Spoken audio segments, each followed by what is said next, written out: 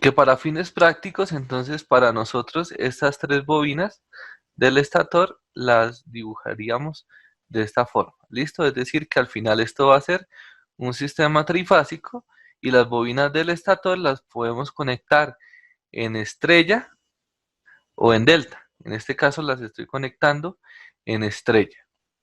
¿Qué pasa en el rotor? Entonces el rotor también va a tener tres devanados, entonces al final lo que corresponde al rotor de esta máquina también se puede cambiar su conexión de estrella a delta.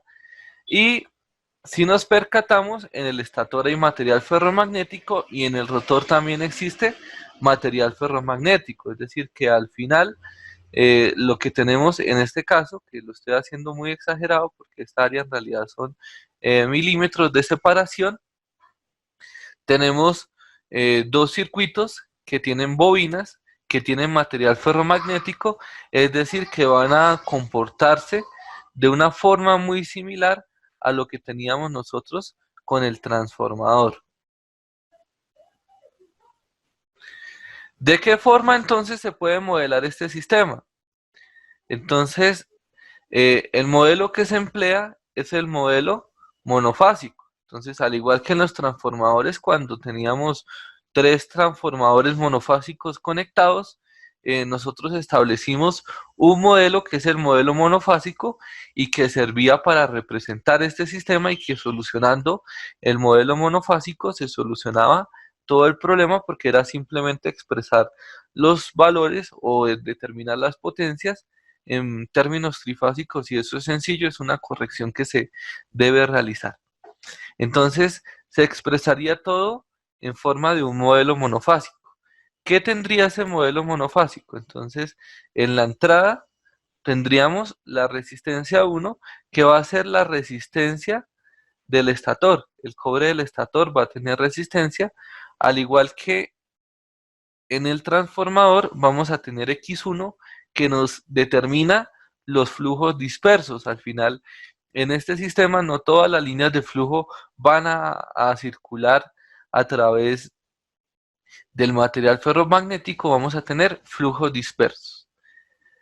Tenemos que al tener material ferromagnético se va a presentar las pérdidas en el núcleo por las corrientes parásitas de Foucault, que a esta la conocemos como RC, y vamos a tener la reactancia de magnetización propia del estator, porque en las bobinas del estator se va a inducir una FEN y esa la ponemos como JXM. Y este sistema se acopla magnéticamente, que en este caso vamos a tener la FEN inducida en el estator y que se va a acoplar magnéticamente, que no es a través de hierro, es a través del aire, con el rotor. Y entonces el rotor, al estar hecho de un material conductor, necesariamente va a tener una resistencia y va a tener la resistencia del rotor y va a tener flujos dispersos, ¿cierto? Que esta sería JX2 o X del rotor. Y en el rotor, que era lo que estábamos discutiendo, se va a inducir una FEN que va a tener diferente frecuencia y diferente magnitud en términos del deslizamiento. Entonces, si se fijan hasta este nivel, este modelo es exactamente el mismo modelo del transformador. Lo único que en este caso, el rotor va a tener una frecuencia y el estator va a tener otra frecuencia. La frecuencia del estator es la frecuencia de la red y la frecuencia del rotor va a depender de la velocidad a la cual éste se encuentre girando. Entonces, para solventar este problema, la relación de transformación, entonces la vamos a expresar como una relación de transformación eficaz porque la relación puede cambiar y esta relación va a cambiar en términos de la velocidad, es decir, no siempre se va a tener la misma relación y la que nos va a interesar para hacer todo el análisis en un principio es la del estado estacionario. ¿Cómo podemos llevar entonces esto a un análisis de estado estacionario? Entonces, para llevarla al análisis de estado estacionario, lo que vamos a hacer en este caso es analizar los términos que están variando y a determinarlos o a expresarlos en términos de una variable que podamos cuantificar, y esa variable para este caso es un concepto que dimos y es el deslizamiento.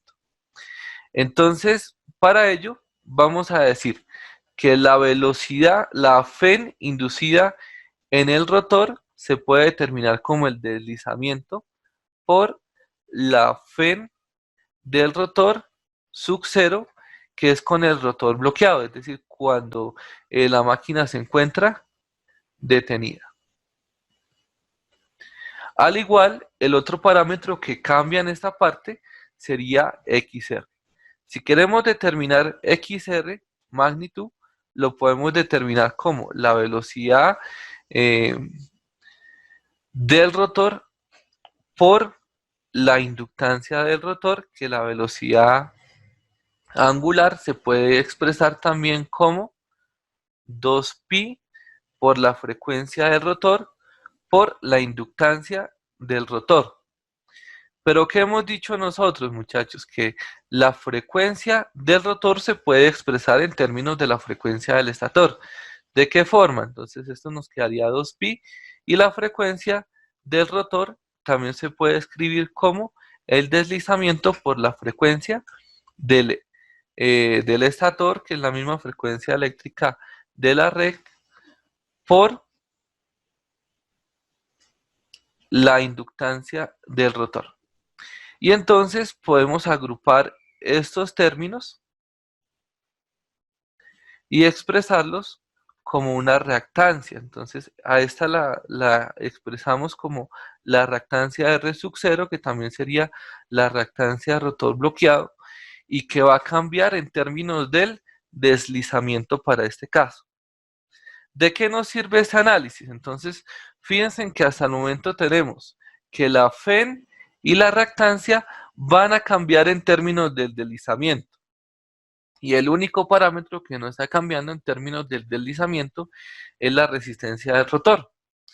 ¿Qué sucede? Si quisiéramos determinar la corriente del rotor, ¿cómo se puede hacer? Entonces, la corriente del rotor va a ser igual por el LBK a la Fn del rotor sobre la resistencia del rotor más JXR.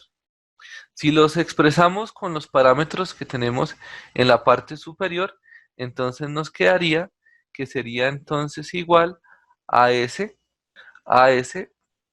por la Fn de rotor bloqueado sobre la resistencia del rotor más JXR, que JXR es lo mismo que, de una vez reemplacémoslo, S por XR sub 0. Ahora, para dejarlo solamente un término, en términos del deslizamiento, podemos dividir esta expresión en S. Y al dividirla en S, nos quedaría que la corriente del rotor se puede expresar como la Fn de rotor bloqueado sobre la resistencia del rotor sobre el deslizamiento más JXR sub 0. Y entonces el deslizamiento únicamente aparece en este término. Entonces, este análisis nos ayudaría a expresar el modelo de forma matemática con una expresión equivalente que nos va a ayudar a simplificar y a realizar el análisis de la siguiente forma. Entonces, acá vamos a tener la Fn de rotor bloqueado, JXR sub 0, la reactancia de rotor bloqueado, y el único parámetro que va a depender entonces de la frecuencia, por ende de la velocidad y del deslizamiento, es la resistencia del rotor. ¿De qué nos sirve esto? Entonces, al igual que en el transformador, este modelo es útil cuando se pueden expresar los términos de rotor con una expresión vistas desde el estator, que en transformadores lo llamábamos referir. Entonces, en este caso, la idea es referir todos los parámetros del rotor al estator. ¿Cómo referimos valores? Recordemos que eso se hace con el A, en este caso, con el A eficaz, es decir, que la Z del estator referida va a ser igual al cuadrado, la A eficaz, por la Z que tenemos en este caso. ¿Y cómo nos quedaría el modelo? Entonces, para no entrar en esta parte de cómo determinar la efectiva, vamos a llamar a los términos, ya no términos referidos, y vamos a cambiarle la nomenclatura y a llamarlos con el subíndice 2. ¿Cómo nos quedaría este análisis? Entonces voy a borrar esta parte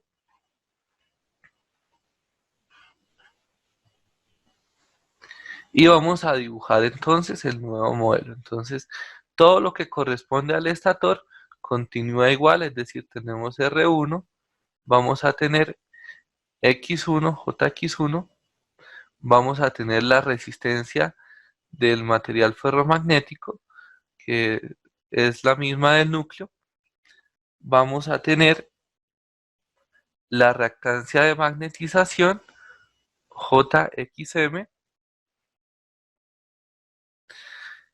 y los parámetros referidos, entonces en este caso sería la reactancia de dispersión, que es el valor referido, pero entonces no vamos a llamarlo como X', sino simplemente le cambiamos el subíndice y lo llamamos X2. Y ya sabemos que es el valor referido. Cuando hablamos de la resistencia del rotor, es vista desde el rotor, y cuando hablamos de R2 sería el parámetro referido al estator.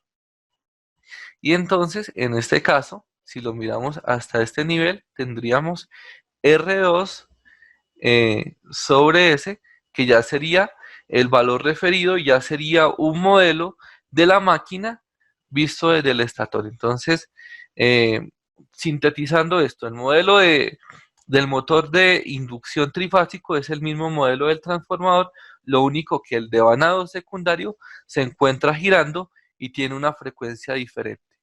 Para ello, entonces, los parámetros que cambian son la FEN, la reactancia del rotor. Lo que hicimos fue expresarlos en términos del deslizamiento, llevarlo a un modelo equivalente un poco más práctico, y después de eso referirlo con el A efectivo y emplear una notación diferente para decir que son los valores referidos.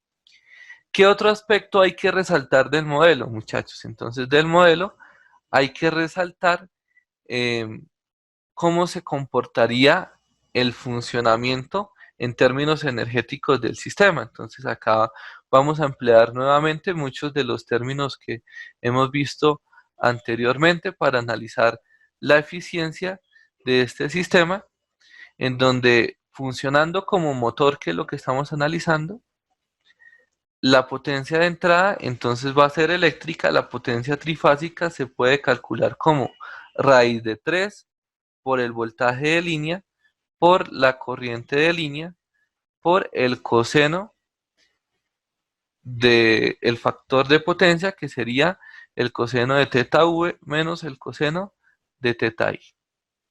Esto en valores de fase para hacer esa claridad. Y toda esa es la potencia que entra en el sistema. ¿Cuáles son las primeras pérdidas energéticas que vamos a tener? Entonces, fíjense acá que las primeras pérdidas energéticas en el modelo corresponderían a las pérdidas en el cobre del estator. Entonces, vamos a tener las pérdidas en el cobre del estator. ¿Cómo las calcularíamos si las quisiéramos determinar? Entonces, acá va a circular una corriente que es una corriente de fase, y entonces la potencia de esta parte sería la corriente de fase al cuadrado por la resistencia 1. Pero como es un sistema trifásico, que era lo que les decía yo, al final los valores se deben corregir. ¿De qué forma sería entonces la corrección? Entonces sería 3 veces el valor monofásico. Después de eso, tenemos que el sistema tiene pérdidas en el estator, en el núcleo.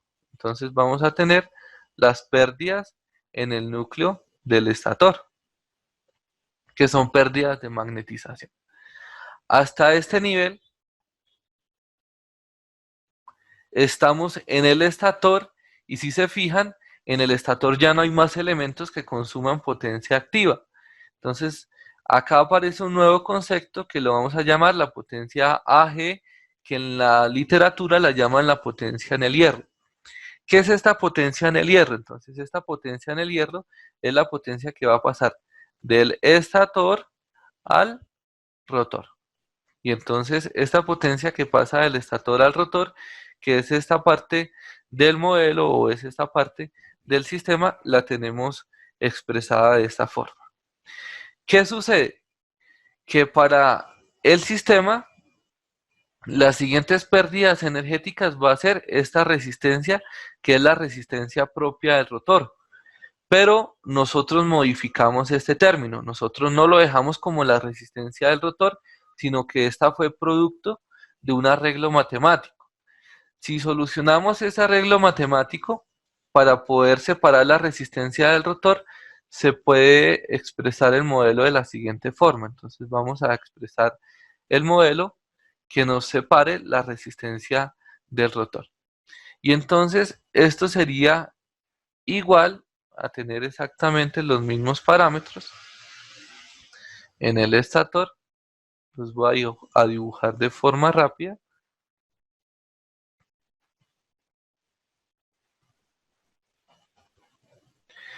Y entonces la resistencia del rotor la vamos a separar en dos términos. Un término entonces sería R2, que sería propiamente la resistencia del rotor vista desde el estator, y otro término que sería el complementario para que los dos valores sumados en serie, es decir, sumados aritméticamente, nos den R2 sobre S. Y el término que hace eso posible sería R2 que multiplica a 1 menos S sobre S.